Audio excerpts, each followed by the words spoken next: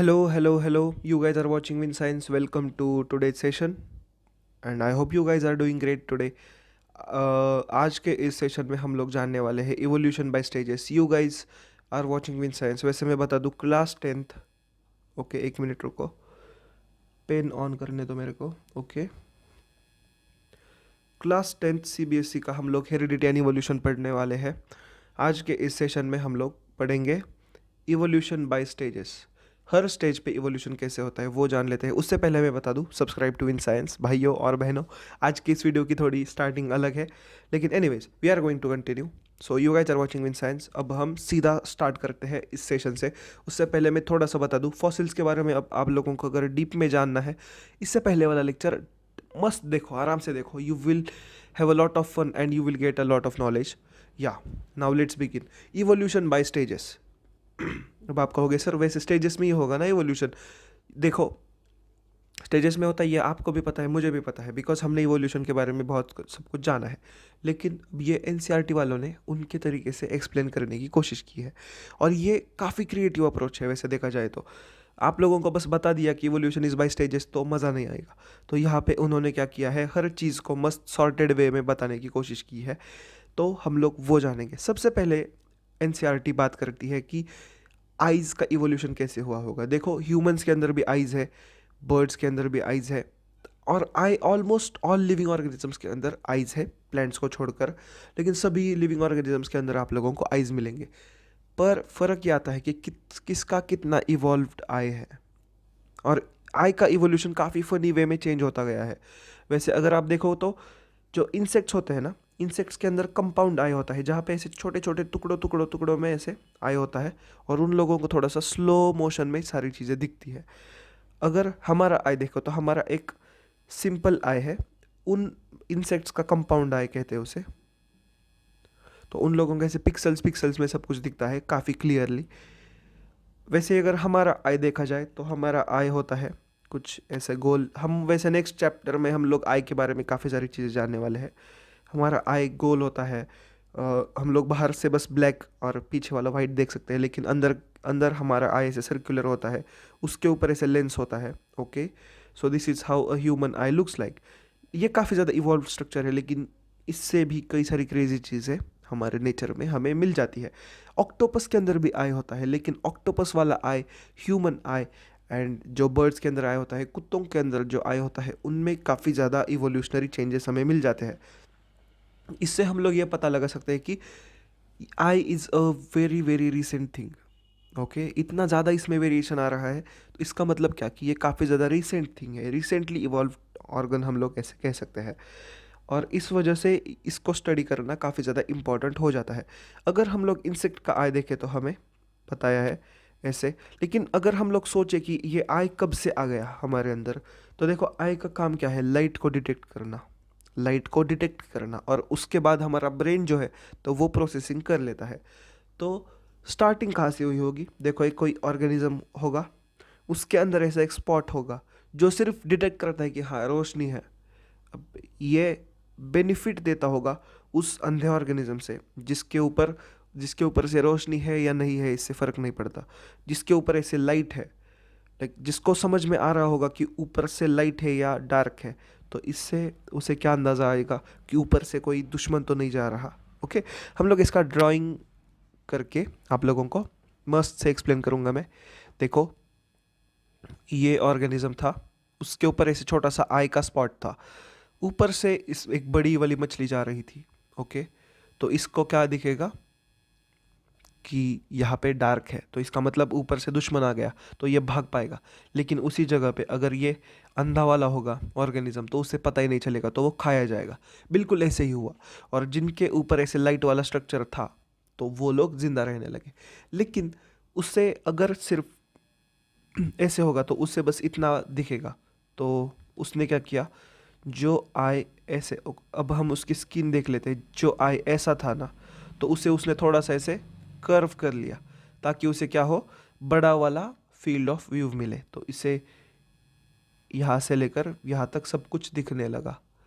अब वो काफ़ी ज़्यादा क्यूरियस हो गया. अब उसे यहाँ पर भी मछली हो, यहाँ पर भी मछली हो, उसे दिख जाता था। तो ऐसे आई थोड़ा थोड़ा इवॉल्व हुआ। अब यहाँ पर भी उसे ये नहीं पता चलता था कि क्या यह मछली ही है या फिर कोई अलग चीज़ है या फिर कोई बिल्कुल ही अलग चीज़ है। तो इसलिए उसने क्या किया, थोड़ा थोड़ा शेप्स को रिकॉग्नाइज करना स्टार्ट कर दिया।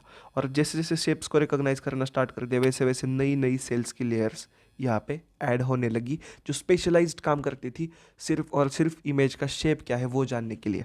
उसके बाद ऐसी भी सेल्स आने लगी जो क्या करने लगी, उसका कलर जानने लगी। उसके बाद क्या हुआ, ये आई धीरे धीरे काफ़ी ज़्यादा डेवलप होने लगा और ये आई कुछ हद तक बिल्कुल ऐसे आ गया था। अब क्या हुआ था, फील्ड ऑफ व्यू इतना ज़्यादा बड़ा हो चुका था कि भाई इसको तो सब कुछ ही दिख रहा था ऑलमोस्ट। अब इसको अपने 180 डिग्री पे जो भी चीज़ें हैं उसका अंदाज़ा बहुत अच्छे से हो रहा था। अब वो दुश्मनों से ठीक से दुश्मनों को देख सकता था और भाग जल्दी सकता था। इस वजह से जो इस कंपटीशन में हार गए, जिनके आईज इतने ज़्यादा डेवलप नहीं हुए, तो वो ऑर्गेनिजम्स एलिमिनेट हो गए। जिनके अंदर आई था वो लोग सर्वाइव कर गए। एंड हमारे डार्विन बाबा ने हमें बताया है सर्वाइवल ऑफ फिटेस्ट। जो ऑर्गेनिज्म सबसे ज़्यादा पहले अडाप्ट कर लेगा, खुद को एनवायरनमेंट के हिसाब से ढाल लेगा, वही ऑर्गेनिज्म जिंदा रह पाएगा। जो नखरे करेगा, जो डेवलप नहीं करेगा, वो मारा जाएगा। इसी वजह से आप लोगों को यहाँ पर भी दिख जाता है किस तरीके से जो ऑर्गेनिजम्स इवॉल्व हो गए उनके मज़े हो गए। अब ये धीरे धीरे आए बस इतना सा नहीं रहा, तो ये आय बिल्कुल ऐसा बन गया था। अब ऐसा बनने के पीछे क्या कारण था कि उसे, ताकि उसे सारे एंगल से बिल्कुल एकदम मस्त सा फील्ड ऑफ व्यू मिले। उसके साथ साथ उसने क्या किया, यहाँ पे बिठा दिया भाई लेंस। ये लेंस जैसे ही डेवलप हुआ, उससे कैपेबिलिटी आ गई कि वो ठीक से फोकस करके देख सकता था। अब इससे पहले तो उसे डिस्टेंस का पता नहीं लग पाता था कि ये कितना दूर है ऑर्गेनिज्म। लेकिन जैसे ही उसके ऊपर ऐसे लेंस इवॉल्व हुआ, जैसे जैसे लेंस इवॉल्व हुआ, वैसे वैसे उसे डिस्टेंस का भी पता चलने लगा। लाइक 3D पिक्चर की तरह 3D organisms, I mean 3D height का पता चल गया। लेकिन सिर्फ एक आई वॉज नॉट इनफ। उसी वजह से क्या हुआ, एक की जगह पे दो आईज आ गए। देखो, दो आईज आ गए। अब ये दोनों आईज की मदद से उसे डेप्थ का पता चलने लगा। अगर आपने देखा है तो जो पहले वाले फ़ोन्स आते थे उनके अंदर सिर्फ एक कैमरा आता था, इस वजह से उसके इमेजेस इतने ज़्यादा अच्छे नहीं आते थे। लेकिन जैसे जैसे 2 3 4 कैमरास आने लगे, वैसे वैसे इमेजेस की क्वालिटी, इमेज प्रोसेसिंग क्वालिटी, जो बोके मोड आता था या फिर जो पोर्ट्रेट मोड आने लगा, तो इसकी वजह से क्या हुआ, दो कैमरास की वजह से कैमरा को डिस्टेंस का पता चलने लगा, मतलब डेप्थ का पता चलने लगा। और ये काफ़ी ज़्यादा एडवांटेजेस था। उसी तरीके से इन ऑर्गेनिजम्स को भी जैसे जैसे डेप्थ का पता चलने लगा, वैसे वैसे इन्हें पता चलने लगा कि कितने दूर से एनिमी आ रहा है। इस वजह से वो लोग बेहतर तरीके से छुप पाते थे, बेहतर तरीके से लड़ पाते थे। इस वजह से आई का ऐसे इवोल्यूशन हुआ। AI is a very very modern thing if you really wonder how AI has developed. तो कुछ इस तरीके से हम लोग आइडिया लगा सकते हैं कि आई कैसे डेवलप हुआ होगा। तो देखो, आप लोगों को ये प्लानरिया, सॉरी, हाँ, तो ये ऑर्गेनिज्म मिलेगा फ्लैटवर्म, जिसका नाम प्लानरिया है, प्लानरिया ही है। तो इसके अंदर बस छोटे छोटे दोनों आंखें थे जो सिर्फ लाइट को डिटेक्ट कर पाते थे, ये एनसीईआरटी बताती है। लेकिन अब आपको मैंने पूरी की पूरी आई की स्टोरी सुना दी कि आई कैसे डेवलप हुआ है।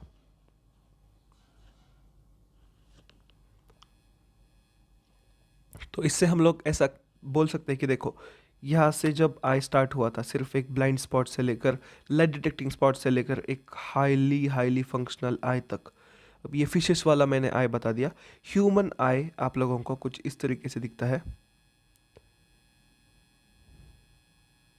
ये हो गया उसका लेंस, ये हो गया बाहर का कॉर्निया, ये अंदर का आई हो गया। यहाँ पे होती है लाइट डिटेक्टिंग सेल्स। तो इस वजह से जितना ज़्यादा ऑर्गेनिजम्स आगे बढ़ते गए, उतने उनके आइज़ ज़्यादा एबल होने लगे। जैसे जैसे इवोल्यूशन होते गया, वैसे step by step, stage by stage, उनके आई में इवोल्यूशन के कारण अलग अलग इंपॉर्टेंट इंपॉर्टेंट सिग्निफिकेंट चेंजेस आने लगे। And this is why studying evolution in a step wise manner is very very essential. अब आप लोगों को एग्जाम्पल भी इसका मिल गया है।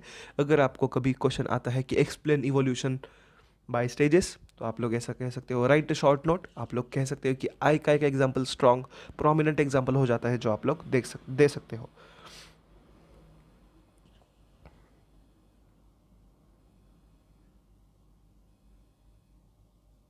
अब देखो, a change that is useful for one property to start with can become useful later for different function. अब देखो, जैसे जैसे ऑर्गेनिजम्स आगे आगे इवॉल्व होते होने लगे, आप लोगों को दिख जाएगा कि बर्ड्स के अंदर फेदर्स आ गए. फेदर्स उड़ने के लिए नहीं आए थे. Feathers were to isolate organism from the cold weather. ठंड में ब्लैंकेट की तरह काम करते थे, लेकिन धीरे धीरे बर्ड्स ने उसके साथ साथ उड़ना सीख लिया. उसी तरीके से अगर हम लोग देखें, हमारे ईयर्स बने थे बैलेंस के लिए, लेकिन हम लोग उन्हें हियरिंग के लिए भी सुनने के लिए भी यूज़ कर लेते हैं. हियरिंग के लिए भी यूज़ कर लेते हैं. उसी तरीके से एक चीज़ इवॉल्व हुई, इसका फंक्शन हमने और एक निकाल लिया, और ऐसी कई सारी चीज़ें हैं जो हमें पता भी नहीं है. तो देखो, बर्ड्स के लिए वैसे इंसुलेशन के लिए फीदर्स आए थे, लेकिन उन्होंने तो उड़ना ही स्टार्ट कर दिया.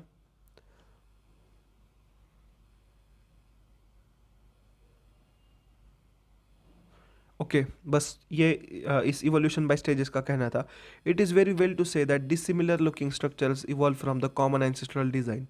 अब देखो, जो दो इवोल्यूशनरीली डिफरेंट चीज़ें हमें लगेगी, लेकिन उनका एक कॉमन एंसेस्टर हो सकता है. देखो, ह्यूमंस के अंदर nails and hair, body hair are very very common या फिर very very similar to feathers on birds, because वो दोनों सेम प्रोटीन से बने हुए होते हैं, लेकिन बस उनका स्ट्रक्चर अलग अलग है.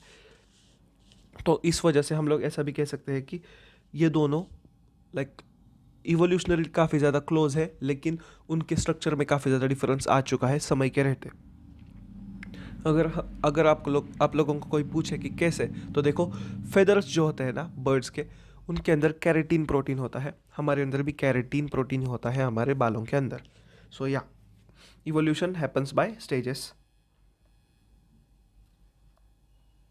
अब और एक काफ़ी ज़्यादा इंपॉर्टेंट चीज़ है कि हम ह्यूमंस का इसमें क्या कंट्रीब्यूशन रहा है इस इवोल्यूशन बाय स्टेजेस में.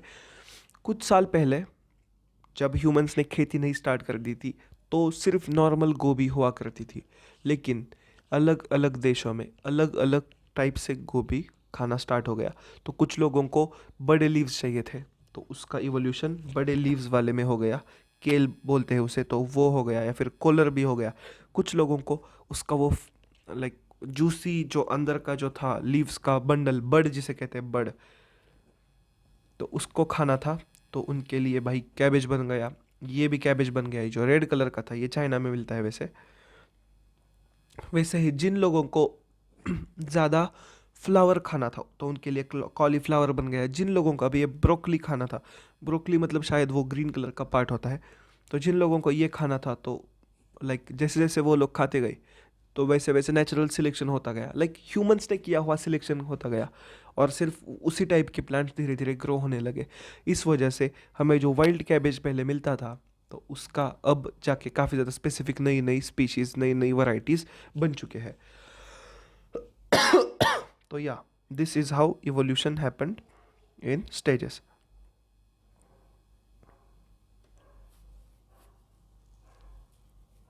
अब देखो, evolutionary relationship evolutionary relationship trace करने के लिए एक और मैकेनिज़्म है, और वो मैकेनिज़्म हम लोग स्टडी करेंगे, and then we will be moving to the next topic. तो वो मैकेनिज़्म कौन सा है? देखो, another way of tracing evolutionary relationships depends on the original idea that we started with.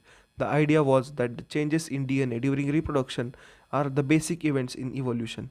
If that is the case, then comparing DNA of different species should give us direct estimate of how much DNA has changed during the formation of these species. Very very obvious thing. हमारा, चाहे हम लोग कितने भी change हो जाए, हमारे DNA कुछ हद तक काफ़ी ज़्यादा सिमिलर ही रहने वाला है. हमारा क्रोमोसोम का नंबर एंड हमारे हमसे रिलेटेड स्पीशीज़ का, या फिर हमसे क्लोजली रिलेटेड स्पीशीज़ का जो नंबर होने वाला है क्रोमोसोम्स का, वो काफ़ी ज़्यादा सिमिलर होगा. तो हम लोग कितना सिमिलर जेनेटिक मटेरियल है, इसके बेसिस पे हम लोग हमारी इवोल्यूशनरी रिलेशनशिप ट्रेस कर सकते हैं. जैसे एक कॉमन सी बात है, हमारा और ओरंगुटैन्स का डीएनए ज़्यादा क्लोजली होगा इन कंपैरिजन टू हमारा और घोड़ों का, या फिर हमारा और हॉर्सेस का, या फिर हमारा और गायों बैलों का. तो this is how we can trace our evolutionary relationship with the help of DNA, या फिर with the help of genetic material. अब देखो, this method is now extensively used to define evolutionary relationship. अब देखो, आप लोग ये भी ट्रेस कर सकते हो कि आप आपके एंसेस्टर्स कौन है ऑन द बेसिस ऑफ कितना ज़्यादा आपका डीएनए। अब देखो, ये आपके दादा का डीएनए हो गया, दादा, ये आपका, और ये आपके चाचा का डीएनए हो गया। तो देखो, आपका और आपके दादा का डीएनए ज़्यादा क्लोज होगा इन कंपैरिजन टू आप और आपके दूर के चाचा, because you both are from the same, you both share a very very similar genetic material in comparison to आपके दूर वाले चाचा।